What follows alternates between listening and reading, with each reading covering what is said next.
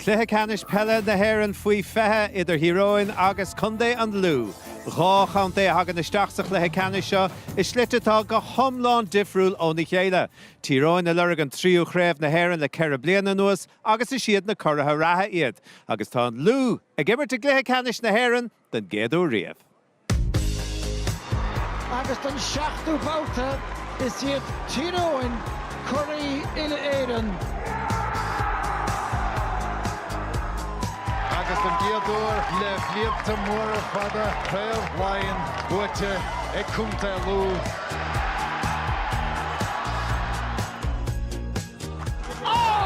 Críochta ganú tála ag fadan san agus a rís tá buaite get Tír Eoghain hÉireann.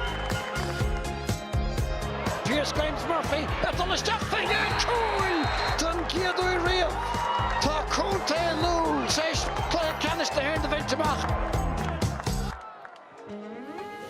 Tá mí den Páirc Lúthchleasa Mhacha tróna inniuh mar sin den géad chaibhland riamh sa chamórtas faoi fethe agus is Cluiche Canis na hÉireann atá ann idir an Lú agus Tír Eoghain. Tá mí ar fád ar bís agus sin ar YouTube an Spórt TG Cahar a fechan de raigadín Cluiche mór a David Coman agus Tomás a Micheál ar a Dave Lína. David ha gachtain a caint faoi hÉireann na championí mar atá golóir le na himróí ó nora fósacha cad a chaisí denmh leis an súla chamádar an dúis. Sin go ddíra bhfuil caiise díú ar an taispántas ón géad nóid go dtí an seaascú nóid nó go béam a bhhar an Cluiche socha leadna óga fágas sin gúil siad lóchaile golóir neart caintes na scolnas na hallscolna beidir timpeall na bailte tíróin go mé sort bu éascan seo acu anocht so caiise díú ar a ról na féin agus don fearn bhanistíochta caiise díú ar an solúbach tacticúil a léirigh si go dtí seo sa Craobh socha gur go ólam siad anna cheachtainna ón cailann si bhí acu i gine gúnaál go luas a Craobh an lín na G halbha a ghéal siad níos sin an sin i Cluiche Canis ola bhí siad níos camádaí, bhí siad níos soccer an líróid agus sin i Cluiche le Canis gine céirí bhí siad níos díirí. So caiisiad be, ardalach faoi curthaige an Lú agus go mbeadh freagra gach ceist acu anocht, but má tá buil an do Tír Eoghain is í an buil go siad ag smaoine faoi beidir cursaí ceiliúra nó bheith an dara Craobh as céile bhuacad caiisiad smaoine faoin taispántas ó hús go deireadh. Yeah, big slú anna bhuair an sa ón Lú Coman an nacht agus is séasú anna bhuair don count gan ára. So cad a chaithir siad san denmh chun denna cinnte go bhfuil Cluiche amach going agus go bhfuil siad fós ar agusta le 5-9 le dul aber. Well, is tócha dul éid an foran agus bhí steor fergal réal am thorm se tána winning na buint leis an foran seo. De réir breanhharthú tócha am thorm tá tuiscint acu ó thaobh níl siad chun an Cluiche a cáiliúnt. I gcuine bhí bhí siad bhí bhrú agus áit éigen fór siad rud éigen chun an Cluiche buchant. I gcumpráid sin i gcuine i Craobh comórtas lein rud céine a gcuine an bhí fór siad rud éigen chun na scórna cinúnach sin a aimsiú. Agus tá bhhar sin tugam gach seansdómh rud éigen óhhar a dhéanamh anocht má tá siad in an ddíro isteach ar an thuspánta sin agus dúnú siar sé na Anna Camóra buine le Tír Eoghain agus tá siad má go leir sin dhéanamh. Rud nach bhfuil éasca Tomás le déanamh. An méid a chonictas ó immert an Lú sús go dtí seo cén seansa tócha.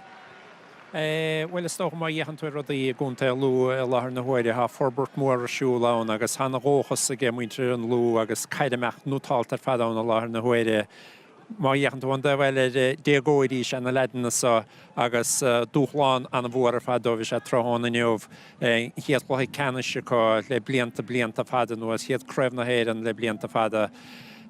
Stólam go méid nervhíní ar dúis a stólam go leanna bhuiínacha as a chéile. Nuair íochan tú an de bhfuil san a bhfuil an Craobh sa buirteige denúir de bhaointe Tír Eoghain bhíonn se caite agus Tír Eoghain buirteige 5-6 go chomá. So tháinig fríochtar an dáireann femar a dúirt dúchláán anna bhór don Lú se heastáilm. Alright, well, be sé anna bha mar Cluiche bheith súiltá na mílte a bailúisteachan sa na slúirte is dig hena hain agus go leor daoine ar a móthir chomá a deirtar lom agus iad a bailúisteach. So beg slú anna bhór cheapá gur slú níos mó a bheitgan sa ón Lú ná ó hÉireann a bhíine se ar gur ben chiad Cluiche Canis agus go bhfuil sais na daoine go léir a taú leis na fórna seintir minúir agus gan áras faoi fethe chomá. So slúirte deas a bailúisteach an Cluiche tosú ag a lehuirtréir se seacht agus an corann sin buirte 7 nóair a hena corann íchléirigh buirte ag Tír Eoghain agus an Lú ag éirí bheith mar an 7ú fuair déag leis an anam a ghranna ar a gorann áirithe sin. OK, so cad faoi bhaintear an Lú mar sin, fergal rial tá man ibre leis a bhuair. It's a big day for Louth. I don't need to be saying that to you, Fergal. First All-Ireland final at this level. Nerves are bound to be part of it. How do you think the lads are? I think they're relaxed enough now, I have to say. You know, they don't... I know it's easy saying, but they don't do nerves, really. You know, they're fairly relaxed and focused on what they're about. And, yeah, they've played a lot of games together so far this year. Let it be challenge match. I know this final's a final, but, yeah, they're in a good place. What about strategies and playing against Tyrone, who are like the kingpins in recent times of this competition, the reigning champions, a lot of last year's team still together, very dangerous forward line. Like, where do you even start to unpick when you're getting ready for a final like that? But you have to have a go at it, you know, it's a great place to be. Nobody expects anything from us, and we'll take that. So we'll go in and we have our own plan how to deal with Tyrone. Listen, obviously the benchmark, and to want to reach these levels and to be participating at this stage, you have to be meeting the Tyrones and trying to deal with them and challenge them and take them on. Last year's final, Tyrone got a step ahead of Kerry early on in the game. I presume that'll be something you'll be trying to avoid. I didn't watch the game back, so I can't answer on that one. But yeah, listen, when you're coming in as underdogs, you don't want to give the favourites a good start to it. So we'll aim to start well. We always try to aim to start well in most games, so that's the plan. What about the support? I mean, there'll be a massive Louth support, which surely, if you're there with 15 minutes to go, will be a massive asset. Yeah, listen, it's close, tight ground, you know, Armagh. It's a tight ground, so the crowd's close to the pitch, and there'll be a great atmosphere in it. Yeah, expect to be there with 15 minutes to go. Louth brings a great support. It's a great footballing county, and they're going well on all fronts at the moment. So yeah, it's something to look forward to. Is that whole big picture stuff in Louth a help or a hindrance? The fact that the seniors won Leinster, the minors reached the final, still involved obviously at a quarter-final stage, yourselves winning Leinster, stepping into an All-Ireland final. Like, there's hardly a county in the country that has the record you have this year. Well, I suppose you're speaking to Tyrone. They're after winning the minor championship last night. They beat Donegal last week, so not in a bad place either. Chap, ní dén ceiste réchar go bhfuil sé sin fíor, so Tíróin agus an Louth á cuma anna aláin na fórna tá tachtón count é. Fergal riil dúirt sin son Coman, we'll have a plan and we'll have to put our own plan in place in rud a bhí sé rá. Cad éon sort plan sin an Dalate?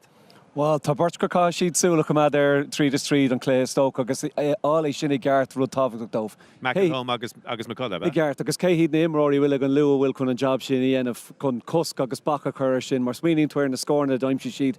Níorach bhór ceithre scórálaí sa cluiche Craobh sin for hain 3 days an Burtach is tusan sin. So tá job mórla dhéanamh an Burt Cúlathe a bhfuil a bhenamh job sin. So sé an structúr a bhuine le sin an bhfuil tú an cosca chur an líor de dul a drone imróí sin. Seachas bheith a bra Burt an job éonrach sin I dhéanamh is tóca. Yeah, ag faoi bhhartha do bhaintear an Lúna nach raibh a cehar scórálaí difriúil ag Tíróin sa cluiche le Ceannais Micheál an duine is dain séirí gan áras agus McCalle. Carf go leor cámid súil chlár an rolla an óra bhí cheartta marrá. Níos mó buanna ag Corcaigh agus ag Ciarín á aine eile. Tíróin sa tríomháit le 7 gréibh a siúdach á si do dul mar a dúirt mid an trío ceann le ceithre bliana agus an Lú ní siad ar a chlár sin fós de bhar nar bhód ar aon cheann go dtí seo. Se mar sin so níos beag focail going ó champa hÉireann agus se an ránóir leis a bhar Conor O'Donnell. It's been a marathon championship, Conor. I think tonight's your 9th game in total. You've done so well, I suppose, getting as far as the final, but it's the real deal tonight. And how do you feel? Yeah, we're looking forward to it. We, as you say, it was a marathon battle there to get to this stage, but we had a nice 2-week break there, just a wee bit more, so we were able to get prepared and wind down after the semi-final and then pick it back up again this past 10 days. So, yeah, we're all ready to go. Public perception out there is that this is stacked towards Tyrone. You can call on last year's All-Ireland winners. You've half of that team more or less available to you. Louth have never competed in a final, but how do you guard against any degree of complacency? Yeah, well, that's it. There's a lot of noise about that. You know, we won it last year, and as you say, Louth is their first time in the All-Ireland final, but that's dangerous talk. You know, Louth will be here to put one over on us. I'm sure they'll bring a big support here, but we've got the lads well grounded, and they know that, you know, there's no medals at this stage. It's the end of this game when we get it presented, hopefully. So if they perform and they perform to their best ability, it's going to be a tough game, as I'm sure you know it'll come down to the wire, and hopefully we're at the right side of the result. The game that probably caused you most difficulty in the championship so far was Donegal early in Ulster, who beat you and then who brought you to extra time in the Ulster final. They played very defensive, very deep game, and it frustrated you, I think it's fair to say, for long periods. Is that the game you expect tonight? Yeah, well, Donegal, if Louth were watching, I'm sure they will look at the Donegal game and they will try and set up like that. But the good thing is that we have played against it before and we have been rehearsing for it in training to, they could fire anything at us. They could sit back and then try and nip us in the last 5 minutes. So we've prepared for every element here. And we are coming with our game plan too. So we're looking forward to the test. I'm sure you concentrate on your own game, but you also concentrate on the opposition. So where have you seen their development as a team and maybe the main threats coming from them? Yeah, well, we've got to see most of their games. And we were at the semi-final game against Mayo, which was a cracking game of football. And if you were at the game, you would have thought Mayo were going to come out the winners, and Louth dug in and they got the result, which is a great sign of a team. Young Gillespie came and fisted the point. So they have key threats everywhere across the pitch, and I'm pretty sure that they're going to be looking for their key men to drive them forward. But we'll have a man detailed for some of their men as well. So yeah, all looking forward to it. Everybody knows about Rory McCullough and Owen McElhone, and they were your two main scorers in the semi-final against Kerry, but not a lot of scores from elsewhere. Is that a bit of a concern that maybe you're over-reliant on those two? Yeah, well, in the semi-final, we had the 4 scores on that, but look, there's lads in this pitch that they can all chip in. They have done previously in the championship, so we will be looking to others as well. I'm sure the 2 lads will be well marked, so it's an opportunity for other lads to step up, and what a place to do it in an All-Ireland final. Níl ceis faoi sin Paul Devlin and son hÉireann Beo Clay an banistóir atá a bhar ní an seaga le rivan le laríonn se go minic ina dhé. Má bhuain si be si treis 3 chréibh ceithre bliana a bhuachant faoi stúr Paul Devlin agus cad é mar choiríocht a bheith an son. Ag éis grúpa. David, le leart faoin cléthe sin nó an dách le bhí le dúningáil ví tú ag cléthe Ceannais seála bhí sé mar tróna anna rustrach ag Tír Eoghain effect tréimh sí fada den cléthe an é sin an modus operandi a bheith ag an luúan dóile. Dearing go hÉireann go luas a clica a bhí hall tuisco mé siad a géirí sort an spás sin a gúna suas a lehéad de McElhone, a lehéad Rory McCullough agus Noah Graham sa cúine. So bí cínse go mé sort an plán ag an lú gacra le Comadach go luas clica Sheilbh Comad go máil agus gan an Sheilbh horta hÉireann agus an spás a gúna agus cúil a hacant go luas a clica. Agus má éireann lo sinna dhéanú tuí fás an méad creidmh atá acu féin agus an sin tugann sin gest an slua atá ag chun an lua nacht chun taú horst an bhern. Well, matchups Mhacha a Coman sa tlíos go bhfuil an féidir le Callaway an a bhar na lads dain séireacha, mar chun a bheith ceartach Tír Eoghain tá 5 déag anna an séireacha go. Yeah, tá siad leidir timp Lorna Páirc an sin agus tá Anna Lewis acu timp Lorna Páirc. Ein téim le David an sin go beidir go maiid siad a sí séir ach nuair a train siad ar an unsi sin or an free unsi sin tá Lewis acu agus tá siad an mó díreach go héh cool a cruthú agus cool a aimimsú. So cé go bhfuil siad a géir a bach nó cosca chur ar a cool féin. Cá si bheith díreach isteach ar cúpla scór a aimimsúid féin agus nuair atá siad chun tosaí nuair atá an líor acu na scóra sin a aimimsú agus brú agus ceistna chur tirán. Yeah, bhí mé fechan ar an stato an ura Tomás scóráil Tír Eoghain éana fethe in ag cíirí sa cléthe Ceannais éana hochtíag de sin ón immert. So má stoppa tú faoin se scóráil a bháin caitú é ana bhríis. So ón méid a chunictas a den lú a bhain sé ionta.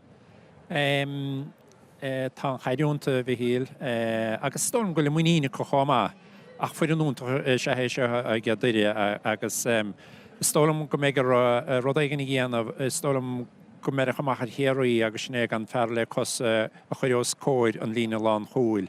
Dín an Tír Eoghain le Calum Daly fan an sé sin siar, son go méid ar an lú an rud céanna ghéanamh chun stoppachar leis an bhirt gúil luite go minic an san hena féin. Agus na scóráil i cimá tíos, héna hochtíag a bheith sin anna scóráil ón immert. Agus an chuid is mód an na scórna i techt ón mert im leor sin, agus dúirt na leid na hena héine go bín príomhród a chaig an lú ghéanamh. An bhfuil siad abalta ghéanamh, storm gúil seansacha, ha a lár Páirce úntach fadacha.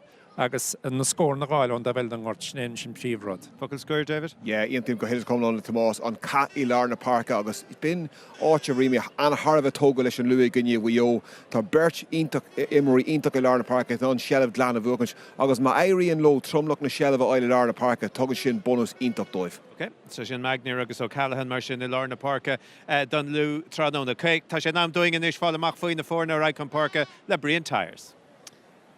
Se gur maithagat a bhí héal agus táid le fuidir an lú mar sin níl mit céad fan géad cinnteach measa míad na faoin nachrú ar a bhfuin seachas mar a bhí lá dearnach. An cúlbáid tá tír na marcaín sannaistigh agus so de fearthar leis na síintir agus crothú go maith.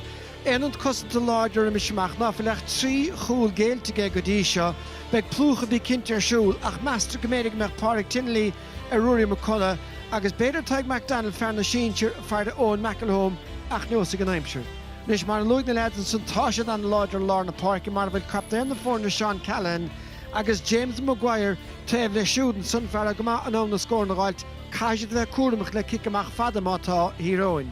Sna tosa, well dó cúig a scóráil Shane Lennon agus Piers Grimes Murphy atar an son in na mó bhío an ná dearnach sa chúne sé Adam Gillespie príomh nuescra na fórna agus tá Tony McDonald go maith ábhtar an sprúcachaim siú las mud an stúa dahad méadar. Seo mar a bheith get Tír Eoghain gan éana hrúdianta get Paul Devlin ar a bhir na bhuaig sa chláir dearnacha cosúd. Conan McGarvey taketeach de cúpla cléhanús agus túnach ar nach beagaige ar chúrsaí go na chiaí ná dearnach. Nis éanant cosanta cruig agus taína bliana sicaiteag le héadí Ben Hughes, Conor Devlin, Callum Daly agus captain na fórna Joy Clark atá go maith ar an nún saí. Is tócha meid Daly mar as gnách mar chosantóir le cos is dúrú cuasaí. Nis se lár na Páirc beag golóir le déanamh get Devlin agus Conor O'Neill le Bert Lúin son tá dóhéine go get Conor O'Neill áfach go maith scóráil. Agus a measna dosa mar a chluiste go bhníor scóráil ach cehar an ná dearnach héanana trídí agus scóráil ón McElhome agus Rory McCullough atar siad súd na léachna gan dat. Ach má chutar múlach ón na máil a gáil i bhain tróna seans go méid breis spáist ag le héadí Noah Grimes. Se tá slua a bailúisteach fós agus na fórna a prapáil mar Páirc na himmartha. David, cad é a léver seo, cén sa cléhheith a going agus céhheith a cilúr ag a deire? Yeah, sílim go méid sé tacticúil agus cosantach go luas leice agus leaghbhí an lú na termí sin síos, but agus níor bhhalam talamh slán a dhéanamh ar cheansanna an lú ihe nocht. Tá sé rééis bailátlaí a bhúla, an bhí a bhúla agus muo a bhúla sa craobh seo, so tá meas tiltte acu agus táim cínte go dhéanana siad trían iireacht an craobh seo bhuacann agus ní bheith aon orm tá mé clice tean agaí an nocht ach é sin ráte taithí tearón, céadán agus an talent tearón rocky mé lo, but iad lice tean. Yeah, agus Coman críochnín Tír Eoghain na cluichí beag na goléir go maith, so fiú má háistí chun deirigh ní don go méid panicán. Cad é a léamh? Ein tíim le gacrad a bhfuil ráte an sin ach domsa tá rud éigeann san isce leú leis an forann seo tá tuiscint muoín tá rud éigeann na clí leis an forann nuair a ceapan siad go bhfuil siad chuna clé cáilinn tá siad an rud éigeann na aimsiú agus cé go bhfuil écht mór ó sa cór agus forann ítach ó sa cór. Just amach légann tá rud éigeann a rád an béidir go mbeoch an luú an aní seo dhéanamh. All right, Tomás an focail deir nach go? Well, han ré géiríne sé bhíl agus maidil an na fórne stólam an lú bhfuil anna bhartíocht go dtí sa go coscéim began róad a roimh nachta go mór leis an daithí haige Tír Eoghain agus na craobh na habúirte chana héin in nuirig. Yeah, all right, gur mágah go léir lads. Okay, habrise le tógadam níos a goinge lína ach be a ráis a ríist ag a fetréise seach an tam se beor a delafís leis na nómadí deirnacha rih go gas an Tír Eoghain agus an luair i chéile ag lethe canis faoi fethe na hÉireann.